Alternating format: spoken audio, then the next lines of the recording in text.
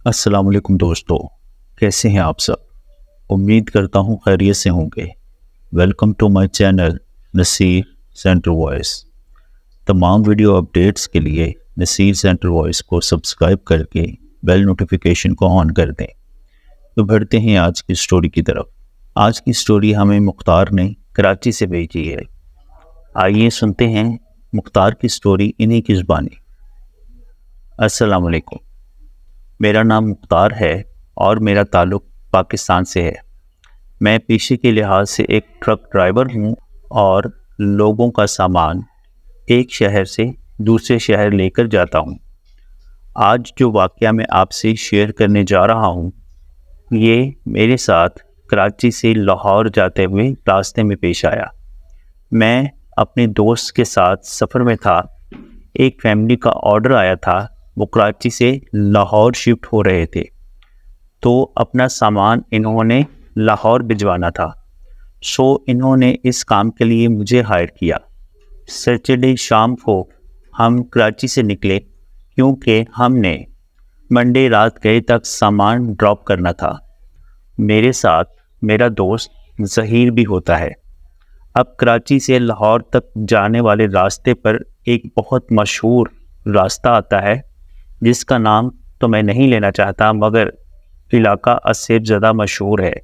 وہاں سے ایک تو لوگ بہت کم گزرتے ہیں اور دوسرا جو بھی گزرتا ہے اس ویرانے سے دن کے اجالے میں گزرتا ہے۔ رات کو لوگ وہاں سے گزرنے کا رسک نہیں لیتے اور راستہ بدل لیتے ہیں۔ مجھے بھی اس بات کا علم تھا، مگر میں نے اس بات پر کوئی خاص توجہ نہیں دی اور اگنور کر دیا۔ اور ویسے بھی کہا جاتا ہے کہ جب تک آپ کسی راستے سے خود نہ گزریں، آپ کو اس کی حقیقت کا اس طرح سے پتہ نہیں چل سکتا۔ اب ہمیں پورے ساز و سامان اور چیکنگ کے بعد روانہ کیا گیا۔ ہم 2 لوگ تھے، میں اور ظہیر۔ یہ سردیوں کا مہینہ تھا، وہاں تک جانے میں تقریباً 1 دن سے اوپر ہی لگنا تھا۔ ہمارے درمیان یہ طے ہوا کہ آدھا راستہ ظہیر ڈرائیونگ کرے گا اور آدھا راستہ میں نے ڈرائیونگ سٹارٹ کی۔ شام کے 4 بجے ہم نکلے اور کچھ گھنٹے راستے میں نے ڈرائیونگ کر کے ظہیر کو کہا کہ اب میں تھوڑا سا ریسٹ کر لوں، تم ڈرائیونگ کرو۔ یہ کوئی رات کے 2:45 کا ٹائم ہوگا۔ اب ظہیر ڈرائیونگ کر رہا تھا۔ راستے میں بڑے بڑے پہاڑ اور ویران جگہ آ رہی تھی۔ ہم بس ٹرک دوڑاتے گئے۔ اب جیسے جیسے ہم آگے بڑھنے لگے، ہمیں پیچھے سے سگنل ملنا کم ہو گئے، کیونکہ جب بھی ہم کہیں جاتے ہیں تو ہمارا پورا رابطہ پیچھے کسٹمر سے لازمی ہوتا ہے۔ اب ایک جگہ ایسی آئی کہ وہاں سگنل بالکل ختم ہو گئے اور ہمارا ٹرک بھی اچانک بیچ راستے پر ہی رک گیا۔ ہم پیٹرول وغیرہ اور ٹرک سب کچھ چیک کر کے نکلتے ہیں۔ پیٹرول کا کوئی مسئلہ نہیں تھا، مگر ٹرک تھا کہ سٹارٹ ہونے کا نام نہیں لے رہا تھا، اور رات کے 3 سے 4 بجے کے درمیان کا وقت تھا۔ اب ہمیں پریشانی ہونے لگی کیونکہ ہمارے فونز کی بیٹری بھی یہاں پہنچ کر بالکل ڈیڈ ہو گئی تھی۔ ہمیں اچھی طرح یاد ہے جب ہم نکلے تھے تو دونوں فونز میں بیٹریز فل تھیں۔ اب ہمیں کچھ سمجھ نہ آئے۔ ہم کوئی پہلی بار کراچی سے لاہور نہیں آ رہے تھے۔ میں پہلے بھی کتنی بار سفر طے کر چکا ہوں کراچی سے لاہور کا، مگر آج جو راستہ بدلا تو یہ سب ہونا سٹارٹ ہو گیا۔ سمجھ نہ آئے کہ کیا ہوا ہے۔ ہمارا دماغ کام نہیں کر رہا تھا، کانٹیکٹ ہمارا ختم ہو چکا تھا اور ہم جنگل اور ویرانے میں اپنا ٹرک کھڑا کر کے بیٹھے ہوئے تھے۔ ظہیر اور میں سوچ ہی رہے تھے کہ کیا کیا جائے، کیونکہ یہاں سے نکلنا بہت ضروری تھا۔ اگر کسی آبادی والے علاقے میں ٹرک خراب ہوتا تو اتنی پریشانی نہ ہوتی، مگر اس جنگل اور ویران راستے میں ٹرک خراب ہوا جو پہلے ہی ہانٹڈ مشہور تھا، تو بس دل بہت زیادہ گھبرا رہا تھا۔ اب اس اندھیرے میں کچھ بھی ہو سکتا تھا۔ میں آپ کو بتاتا چلوں کہ اتنا ویرانہ تھا یہاں کہ سائیں سائیں ہو رہا تھا۔ تحد نگاہ کچھ نظر نہیں آ رہا تھا۔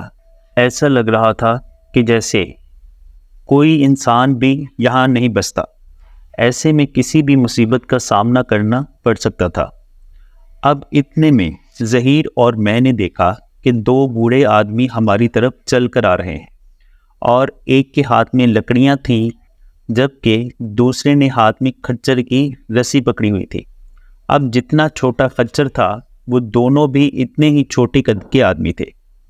اب وہ آہستہ آہستہ ہمارے پاس آئے، دیکھنے میں چرواہے لگ رہے تھے۔ ہمارے پاس آئے اور کہا کہ کب سے ہم آپ کا انتظار کر رہے تھے، شکر ہے اس راستے پر بھی کوئی گزرا۔ ہم اس پہاڑی کے پاس ہی رہتے ہیں، ہماری یہاں بستی ہے چھوٹی سی، اور ہم لوگ خانہ بدوش ہیں۔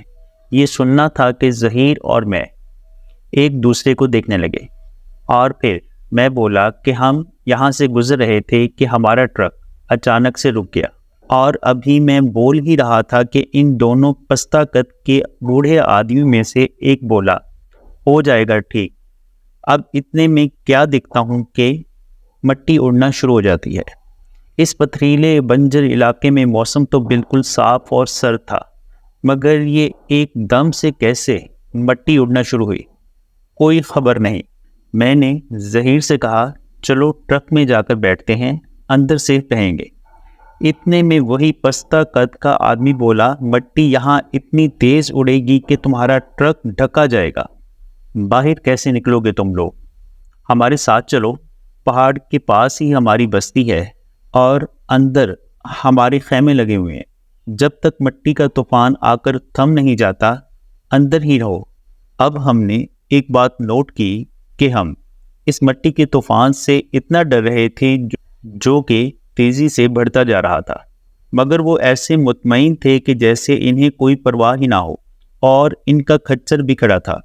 کھچر ایک آنکھ سے اندھا تھا، یہ بھی میں نے نوٹ کیا۔ اب ناچار ہمیں ان بوڑھے آدمیوں کی بات ماننا پڑی اور ہم ان کے ساتھ ان کے پیچھے پیچھے چلنے لگے۔ اب ہم نے دیکھا کہ کچھ دور چل کر ہم پہاڑ کے قریب جاتے ہیں، کوئی 10 منٹ چلے ہوں گے، ایک بڑا سا سوراخ آتا ہے پہاڑ کے ساتھ ہی راستے پر، جیسے کوئی غار ٹائپ ہو۔ وہ دونوں چھوٹے قد کے بونے اندر چلے جاتے ہیں اور کہنے لگتے ہیں، آؤ یہی تو ہماری بستی ہے۔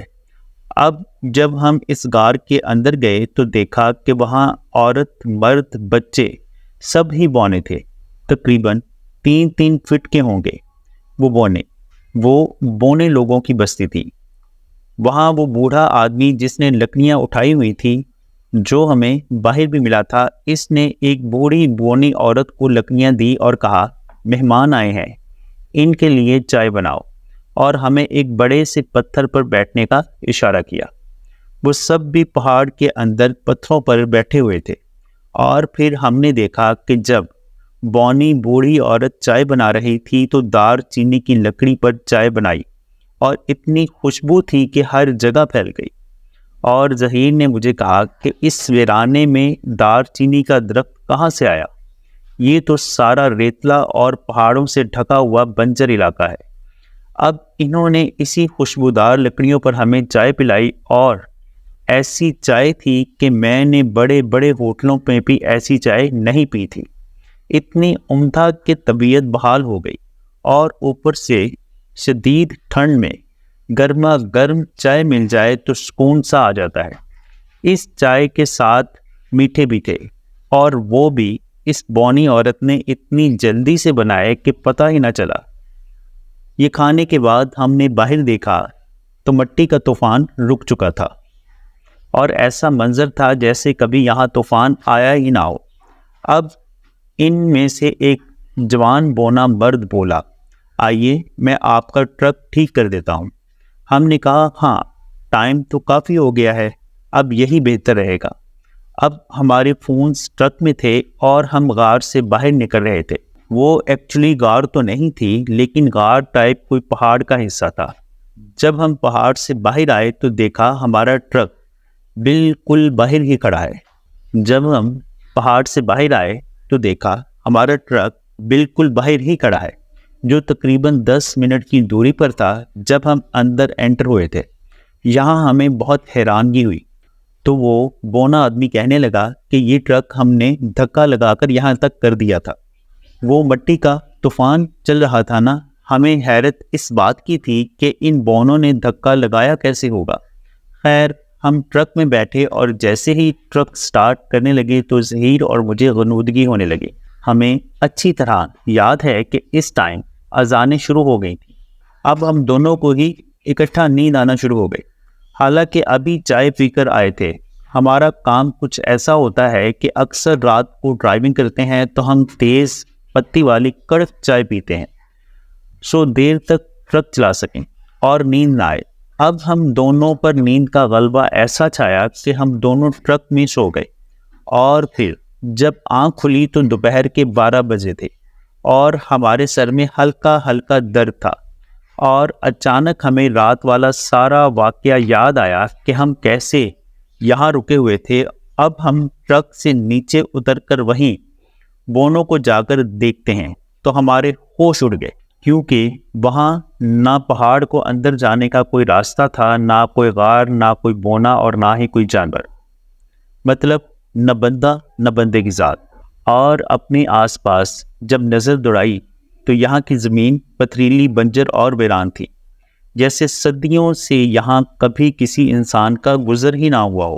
ہم بہت بری طرح ڈر گئے تھے اور ہم نے آیت الکرسی پڑھنا شروع کی، ٹرک میں بھاگے اور دوڑ لگا دی، اور اتنی تیز ٹرک لے کر گئے اور بس اللہ کا شکر ادا کرتے جا رہے تھے کہ ہم زندہ بچ گئے۔ اب تقریباً 2 گھنٹے لگاتار اس ویرانے میں ڈرائیونگ کر کے ہم ایک ہائی وے پر چڑھے تو یہاں کوئی گاڑی گزرتی ہوئی نظر آئی۔ ہمیں انسان نظر آئے تو ہم نے سکون کا سانس لیا۔ پھر ہم اپنی منزل کی طرف بڑھنے لگے، سامان مقررہ جگہ پر پہنچایا، اور پھر جب واپس اپنے اڈے پر آئے تو اس واقعہ کا ذکر باقی اپنے ٹرک ڈرائیور ساتھیوں سے کیا۔ پھر ان میں سے ایک بوڑھا ٹرک ڈرائیور کہنے لگا، میں کیوں تم سب کو اس راستے پر جانے سے روکتا ہوں، کیونکہ وہاں صرف جنات بستے ہیں، بونوں کی شکل کے جنات ہیں۔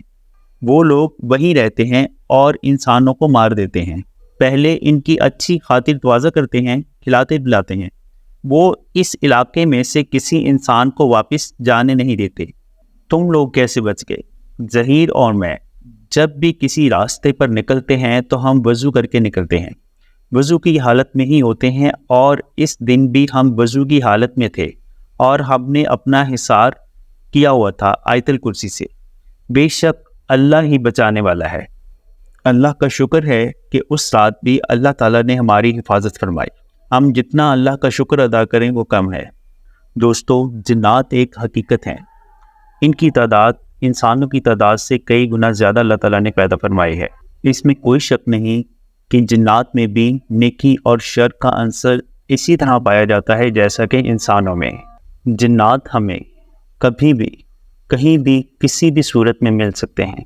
ان میں سے بعض جنات بہت زیادہ شریر ہوتے ہیں جو کہ انسانوں کو بلا وجہ تنگ کرتے ہیں، اس لیے ہم انسانوں کو ان شریر جنات کے شر سے بچنے کے لیے ہمیشہ اپنے آپ کو پاک صاف رکھنا چاہیے، اور ہمیں ہمیشہ باوضو رہنا چاہیے اور اللہ کا ورد اپنی زبان پر جاری رکھنا چاہیے تاکہ ہم ان ناپاک جنات کے شر سے محفوظ رہ سکیں۔ جی تو دوستو، کیسی لگی آپ کو سٹوری؟ امید کرتا ہوں پسند آئی ہوگی۔ اگر پسند آئی ہے تو کمنٹ باکس میں اپنی رائے کا اظہار ضرور کیجیے گا، اور لائک کے بٹن کو بھی پریس کر دیجیے گا۔ اپنا اور اپنے گھر والوں کا بہت سا خیال رکھیے گا، اور مجھے اپنی دعاؤں میں یاد رکھیے گا۔ اللہ تعالیٰ آپ کا حامی و ناصر ہو۔ ملتے ہیں کسی اور خوفناک سٹوری میں، تب تک کے لیے اللہ حافظ۔